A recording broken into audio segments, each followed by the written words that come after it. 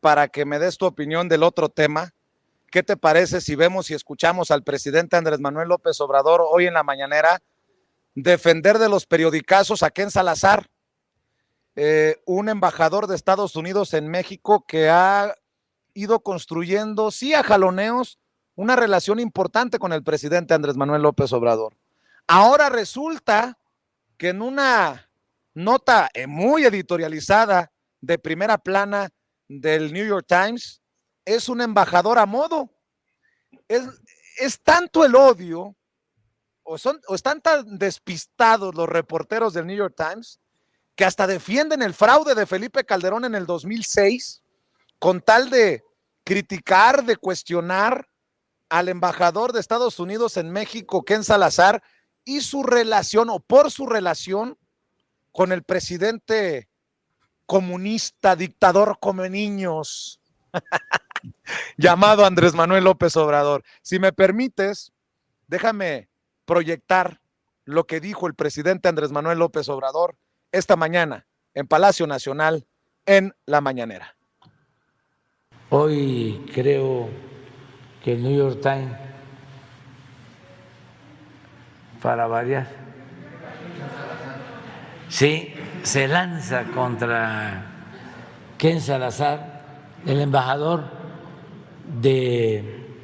pero no es el New York Times, es el Washington Post. New York Times. A ver, pónganlo.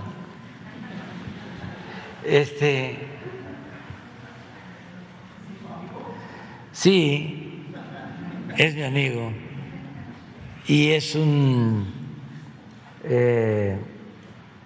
hombre bueno, sensato,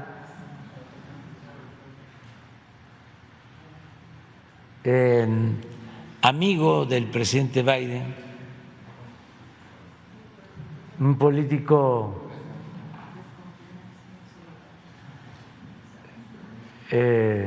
muy responsable,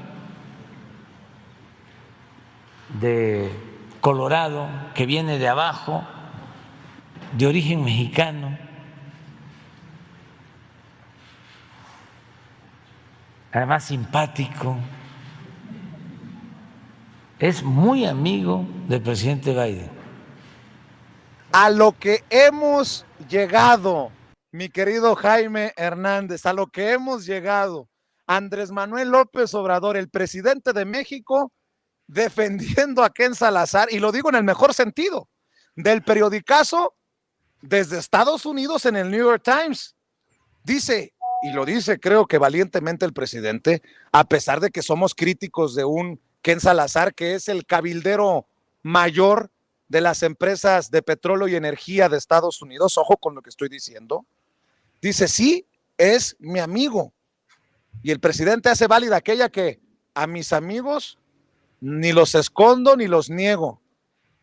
Y vaya exhibidota al New York Times, mi querido Jaime Hernández, que muy a la Reforma, muy al pasquín inmundo que dirige Juan Párdinas, se les olvidó que estaban editorializando o lo hicieron con todo la intención del mundo. Dame tu opinión de todo este merequetengue. Insisto, nunca antes visto que el presidente de México tenga que defender al embajador del país vecino por el riatazo que le metieron en uno de los periódicos más importantes en el país vecino, Jaime.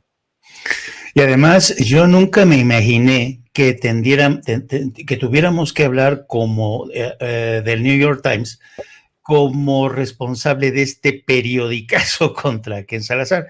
Acuérdate que la palabra periodicazo, querido Vicente, tiene mucho que ver con la cultura mafiosilla del periodismo, ¿no? Los antiguos columnistas en la década de los 60, 70, cuando los columnistas escribían su columna, mandaban a sus ayudantes a la Cámara de Diputados o a la de Senadores y le decían a sus ayudantes, dile a este cabrón del diputado que si no me manda mi chayotito, que me lea mañana el cabrón, vas a ver qué periodicazo le voy a poner.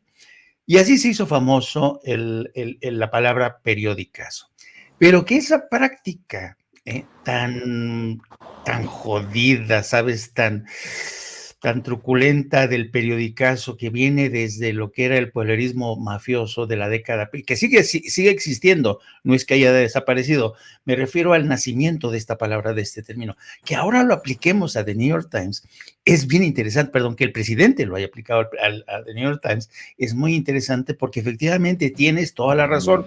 Si uno lee párrafo por párrafo este artículo, bastante precario, bastante insuficiente del New York Times, te darás cuenta, como viene señalado, que hay por lo menos 8, 5, 6 párrafos que están editorializados, para empezar. Dos, tú sabes, querido Vicente, que los periodistas, los viejos periodistas, siempre que tenemos que construir un artículo de opinión o un artículo o un reportaje de fondo, tenemos que escoger a la gente que nos va a dar los testimonios que sirven como pilares de ese artículo.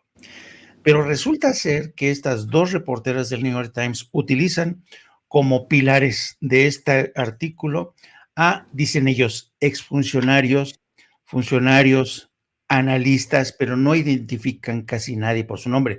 Es evidente quiénes son los exanalistas, puro, lo que yo digo, diplomático halcón, que ha formado parte del Departamento de Estado y que uno logra entrever entre líneas quiénes son. Pero luego citan a un personaje como Duncan Wood, que fue director del Instituto de México, del Woodrow Wilson Center. En el artículo, Duncan Wood le dice a estas dos periodistas que el presidente López Obrador está jugando con la administración Bush, que les está metiendo el dedo a la boca, que los está jugando con ellos, ¿no? Y uno se pregunta, bueno, pero ¿de dónde saca eso Duncan Wood? ¿Quién es Duncan Wood? Duncan Wood, durante las presidencias sobre todo de Enrique Peña Nieto, recibió jugosos inyecciones de dinero, de apoyo del gobierno de Peña Nieto para el Instituto de México. Era un think tank, el Instituto de México, que vivía en buena medida, no solamente, de la partida presupuestal que le dedicaba el gobierno de México. Primero con Calderón, luego con Peña Nieto, y utilizaban estos dos presidentes el Instituto de México como pasarela y mandaban a los secretarios de Estado para que dieran sus conferencias, y el Instituto de México nunca criticó al gobierno del PRI o del PAN durante Calderón y Peña Nieto. Pero qué curioso que ahora que está Andrés Manuel López Obrador y el gobierno de México ya no da ese chayo a Woodrow Wilson Center, Duncan Wood venga con este tipo de planteamientos. Segundo elemento, entrevistan a Juan González, del que tú y yo hemos hablado, que es el principal asesor del presidente Biden para América Latina. Y Juan González, que es de origen colombiano y que no conoce México, Juan González es muy joven, desconoce muchas de las complejidades del sistema político mexicano y da comentarios muy, sabes, sin base, porque sobre todo en la parte en la que el embajador dice que personas que son de fiar le confirmaron que las elecciones del 2006 fueron un fraude. Entonces Juan González dice, bueno, eso no nos consta, el pronunciamiento de Estados Unidos sigue siendo el mismo, pero esta es quizá la mayor sorpresa, querido Vicente, y para bien, una buena sorpresa, porque estamos ante un embajador, querido Vicente, que está haciendo mejor trabajo que los corresponsales del Washington Post y del New York Times. Es un embajador que no se ha quedado con la versión de los periódicos que leen los periódicos o de desayunos en los que se reúne con columnistas famosos o como gentes como, ya sabes, afamada, el Círculo Rojo, Denise Dresser, Raimundo Rivapalacio, Leo Zuckerman, Carlos Marín, Sergio Sarmiento. No. Ken Salazar ha hecho lo que ningún otro embajador ha hecho, y es recibir a gente, escucharlas, ver información, entresacar información, analizarla. Y mira por dónde Ken Salazar está haciendo mejor trabajo que la prensa de su país en México y está logrando entresacar información fidedigna. Ahora, la pregunta que yo me hago y que te hago a ti, ¿tú crees que después de ver este artículo, el presidente Biden, ¿a quién le va a creer más? ¿A quién le va a creer más? ¿A las dos reporteras del New York Times? ¿A Duncan Wood? ¿A Juan González, que es su propio asesor? ¿O al embajador Ken Salazar, que es un político de larga data con un colmitazo? le va a creer a María Amparo Casar, presidenta de Mexicanos contra la Corrupción y la Impunidad, porque también es de las mujeres señaladas con nombre y apellido, las fuentes de estas reporteras, perdón por el chascarrillo, pero para eso quedan reducidos en puro pitorreo. En puro pitorreo, y es de verdad vergonzoso.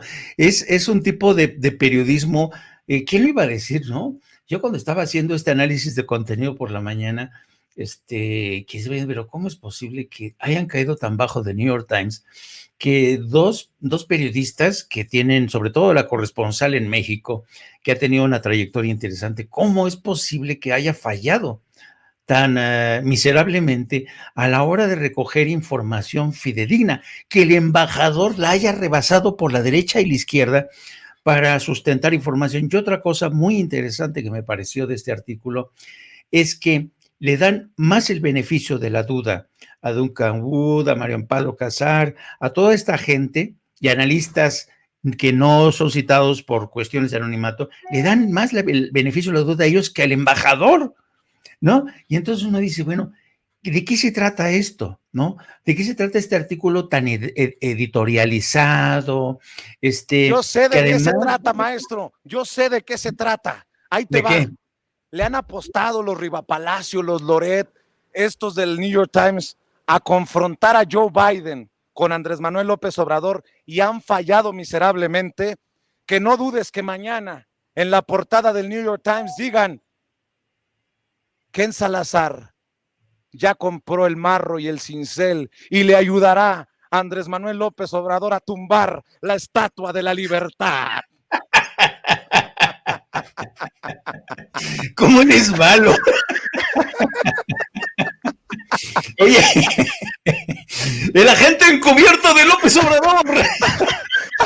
La verdad es que López Obrador tiene un agente encubierto, un hombre que ya no busca un golpe de Estado en México, ahora buscan tumbar a Biden para que regrese Trump. No mamen. No, Por no, favor. espérate, y cuando nos enteremos la cantidad de sombreros que utilizó Ken Salazar para sobornar a López Obrador, no, quítate, que ahí te voy, man. No, de verdad. Perdón por interrumpirte y sacarte de onda, pero pues es que, mi querido Jaime, te estoy aprendiendo bien, maestro. Oye, no, pero es que ya en serio, es de cachondeo este artículo, es de cachondeo, y además fue en primera plana que lo presenta The New York Times, ¿no? Yo creo que The New York Times, que alguna vez aspiró a convertir, lo mismo que el Washington Post, y lo siguen, esa es su aspiración, ellos quieren convertirse en los diarios más leídos, no solamente de Estados Unidos, sino de todo el mundo.